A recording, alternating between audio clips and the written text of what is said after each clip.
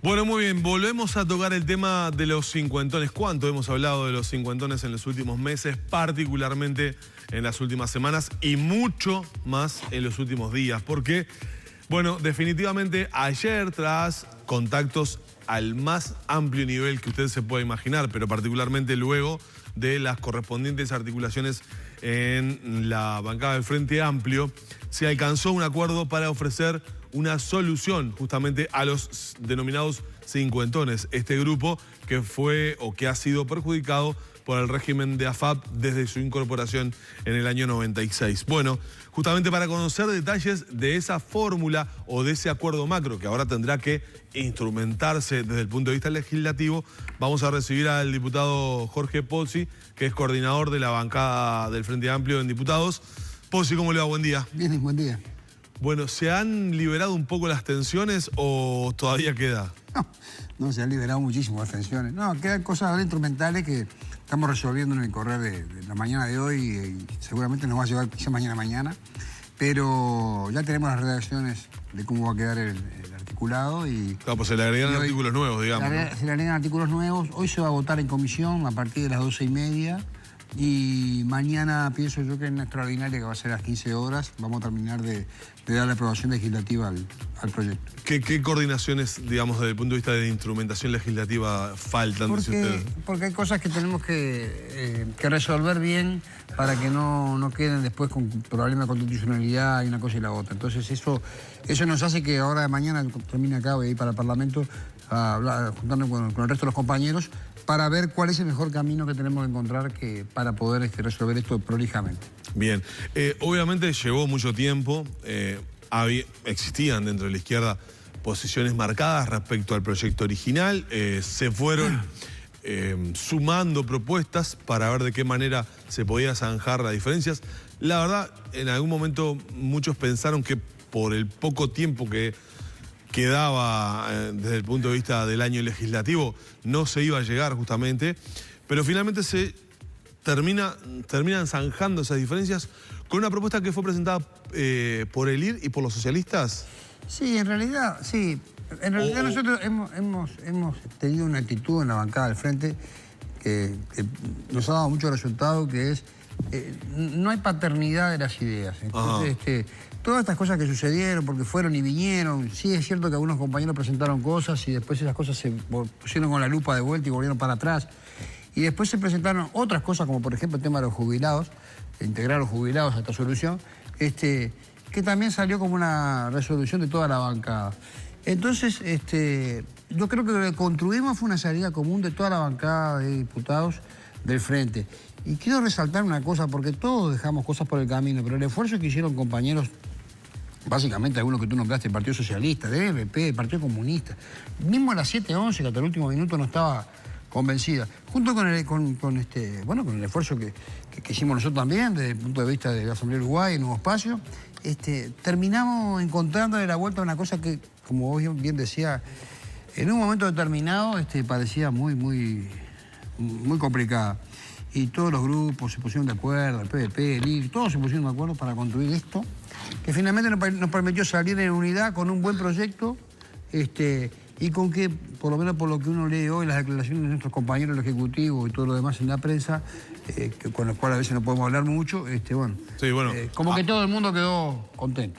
Hasta hace unos días atrás teníamos a dos ministros sustanciales del gobierno, del Poder Ejecutivo, que eran Murro y Astori, que en definitiva tenían posiciones un poco encontradas respecto a la solución y a la salida para los cincuentones, y ayer tanto Murro como Astori en declaraciones públicas se mostraron ampliamente satisfechos por lo que se alcanzó. Y eso es lo que uno destaca, porque es cierto que la bancada de diputados tuvo que trabajar mucho, tuvo que surgir mucho, que compañeros hacer esfuerzos muy importantes, uno tiene que reconocerlo, muy importantes, pero se logró esto, que es una salida de consenso.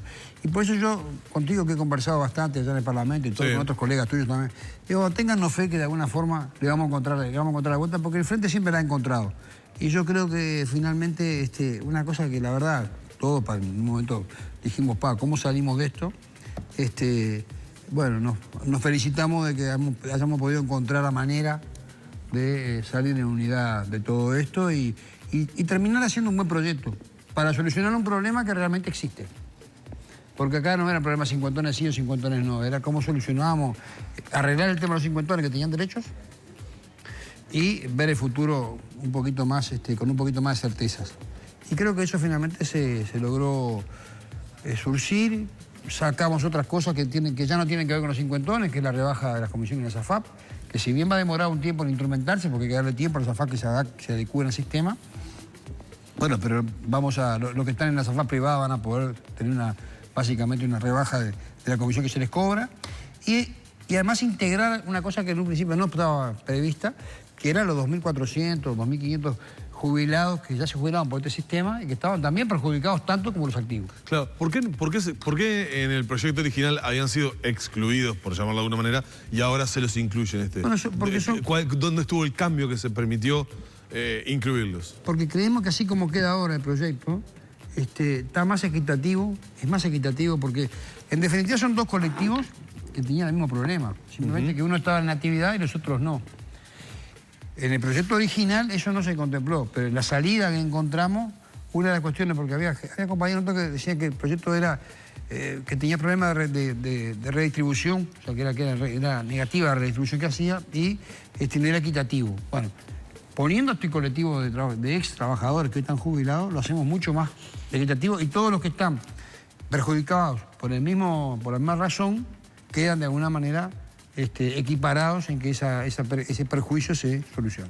Y desde otro punto de vista, se habla, yo escuchaba ayer al ministro de Economía que hablaba de que este proyecto tal como fue, diseñado en definitiva, termina reportando un ahorro de un 35% de aquel proyecto original, que implicaba unos 3.600 millones de dólares. Sí, las cuentas que se hacen, es eso que estás diciendo tú, yo lo leí hoy, es que el proyecto vuelve a la primera cifra que hubo, que de 2.500 millones de dólares, vuelve a ese costo inicial que hubo cuando se envió el proyecto madre, vamos a decir, que en definitiva es bueno resaltarlo.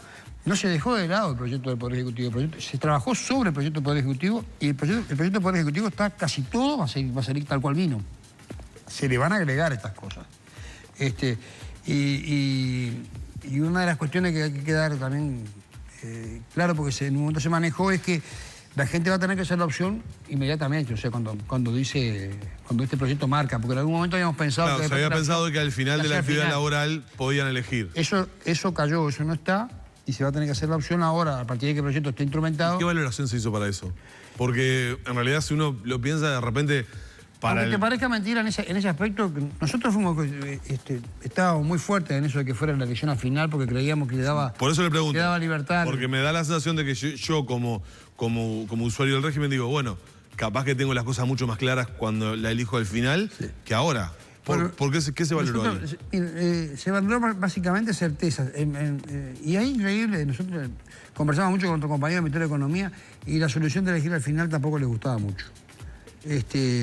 Si bien se ganaba en libertad, nos daba certeza de otro tipo de cosas. Entonces se resolvió que además, cuando tuvimos que optar dentro de las negociaciones que había en la bancada, dijimos, bueno, o hacemos una cosa y vamos con todas las pilas a elegir al final, o manejamos el tema de los topes, que te recordarás que que la Asamblea de Uruguay en un espacio presentaron aquel tope del 80%. Topeado en 80. Y luego surgió el tema, básicamente, sí, es cierto que los compañeros del Partido Socialista lo trajeron y otros compañeros como el IR también, el tope del 90. Y dijimos, bueno, si es el tope, no es elegir al final. Entonces descartamos elegir al final y fuimos por el tope. Y ahí después se dieron una serie de discusiones, porque en un momento se empezó a elevar más el tope, en otro momento se pensó en disminuir el tope para incluir los temas del colectivo jubilado. Y por eso te digo que, si bien hubo una propuesta original, tuvo muchas variantes en el medio de la negociación. Y al final quedamos en eso. De 90. Y a propósito, o sea, lo que queda ahora es, una vez que se apruebe el proyecto de ley en las dos cámaras, que sea promulgado por el Poder Ejecutivo, ¿qué plazos van a tener justamente los damnificados por el régimen de AFAP para hacer esa opción? Y la ley le va a marcar 1 año, 2 años, creo. 2 años. Sí. A partir de que se vota la ley. Exactamente. Y va a quedar, por supuesto, todo aquello que se había hablado del fideicomiso, o sea, los fondos de la persona que decide ir al BPS. mientras no se jubile va a ir un fideicomiso que va a estar... ¿Quién lo va a administrar ese fideicomiso? Ese fideicomiso puede ser un fideicomiso que lo administre solamente los públicos. Solamente públicos. Eso se va a corregir en el proyecto original que vino el Ejecutivo. Y bueno, y después cuando el trabajador decida realmente hacer la opción de jubilarse, esos fondos sacarán de fideicomiso y van a ir al BPS. Ayer la oposición ofreció una conferencia conjunta anunciando que le estaban enviando un proyecto alternativo al presidente de la República basado con sustento importante en el proyecto del 2012 del propio BPS, del propio Murro, cuando estaba como Murro como presidente del Banco de Previsión Social. ¿Qué lectura hacen de ese proyecto alternativo y de la política, de la acción política que hace la oposición en este tema ayer? ¿Le sorprendió primero que nada la conferencia de ayer? Sí, no entendí. Capaz que tiene una razón que uno verá después, no sé. Yo no entendí esa conferencia ayer, además posterior a que se supo que nosotros habíamos acordado en la bancada, porque nosotros, tú recordarás que nosotros aprobamos la cuestión en la bancada y inmediatamente hicimos una especie de conferencia de prensa de la bancada para decir que hemos llegado al acuerdo. Sí. Enseguida se hace esto y además se hace en el Senado. Y se rescata un proyecto que es cierto que envió Murro, pero que no tenía poco que ver con esto. A veces tenía que ver con otras cosas y amparado un grupo de gente bastante más chico. Pero realmente no entiendo por qué fue eso. Sí te quiero reconocer una cosa, porque la honestidad, hubo muchos colegas de la oposición que realmente hicieron cosas. Hubo colegas de la oposición que nos enviaron cartas ofreciéndonos soluciones. En el momento estábamos complicados, tratando de ayudar. Mismo, inclusive, esto que sucedió en el Senado, me lo había planteado el diputado Posada del Partido Independiente. Mirá que capaz que por este lado podemos salir. Hubo preocupación de la gente de la oposición por también ayudar a construir una salida. Y eso hay que resaltarlo porque habla muy bien del sistema político uruguayo. Pero no entendí, lo que sucedió ayer no lo entendí y supongo yo que tendrá una derivación, no sé, tendrá alguna visión política o de cosas que van a hacer en el futuro que yo no las veo ahora. ¿Y la oposición qué va a hacer mañana? ¿Va a acompañar esto? Yo tengo la esperanza de que de que sí, pero nosotros ayer de noche terminamos de construir las redacciones de todo lo que tenemos que proponer, que vamos a plantear. Yo ahora voy al Parlamento y vamos a tratar de compartir con ellos las redacciones que ya hay. Y bueno, y ahí veremos hoy un poco en el proceso de la comisión, vamos a tener una idea de cuál va a ser el posicionamiento político que los va a guiar. Todo el mundo ha demostrado que este problema había que resolverlo. Capaz que nos gusta la salida, no sé, capaz que le gustaría otra salida. Pero yo no escuché a nadie decir, de nadie del espectro político, este asunto de los cincuentones es una cosa que no hay que tocar, que no le corresponde, que no tienen derecho. Bueno, esperemos que nos acompañen por lo menos en una parte del proyecto. Pues sí, es claro que el Frente Amplio logra un consenso en la interna para alcanzar una salida para los cincuentones a través del proyecto de ley que se está terminando de confeccionar en definitiva para llevar mañana a la Cámara de Diputados. Ahora, hay un secreto a voces, no, en realidad es un tema que todo el mundo reconoce, que tarde o temprano se va a tener que dar, y es, por ejemplo, la discusión sobre la extensión de la edad de retiro, ¿no? Ese es un tema inevitable, ineludible.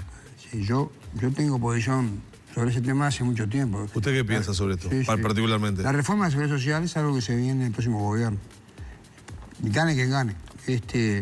Y yo, cosas que compartía con los compañeros de bancada en algún momento discutiendo estas cosas, yo les decía, mirá, va a venir una reforma. Pero además lo anunció el presidente de la República, en Perarajá, ¿no? Que dijo, el sistema que tal cual va a la quiebra. Entonces, y yo conversaba con los compañeros y les decía, mirá, cualquier reforma de la seguridad social que venga, no va a ser para pagar más y trabajar menos. No existe eso. Es decir, va a ser para otra cosa, va a ser para ir justamente en el sentido contrario, por problemas demográficos, por problemas del mundo del trabajo que se viene, un montón de problemas.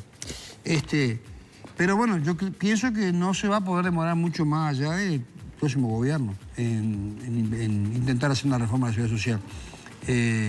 Veremos qué resultado tiene, pero si ustedes miran, no es cosa que esté inventando yo. ustedes miren las transferencias que hay a la Seguridad Social de parte del Gobierno Central, aparte de lo que la Seguridad Social recauda, y se van a dar cuenta que no es sostenible en el tiempo. Y a propósito, ya que estamos en tema, le pregunto. La famosa reforma de la caja militar, como se la ha llamado, aunque mal llamada reforma de la caja militar, porque bueno, eso es algunos sectores cuando se habla de que el sistema de seguridad social tal como está tiene sus carencias y va derecho a la quiebra, o por lo menos está comprometido en el futuro medio o un poco lejano. Dice, bueno, pero también se están yendo 400 millones de dólares todos los años en el servicio de retiro y pensiones militares. No tenga duda, nosotros queremos esa reforma lo antes posible. Igual, la reforma que se está planteando ahora, que por cierto se está discutiendo, hay una comisión que yo empiezo a integrar ahora justamente de los dos diputados y senadores del Frente para llegar a un acuerdo en la reforma de la caja. Que inclusive con todas las connotaciones que tiene en cuanto a la posición que tienen los militares a esa reforma, gran parte de esa reforma va a empezar a regir dentro de 20 años. No va a tocar a los que están activos. No va a ser inmediata los efectos. Los efectos. Entonces, pero aún así, las resistencias que se están viendo son grandes. Y ese es otro ejemplo. La caja militar es claramente un ejemplo de una caja quebrada. Tiene que asistirla con lo que se recauda de los activos no se cubre los pasivos.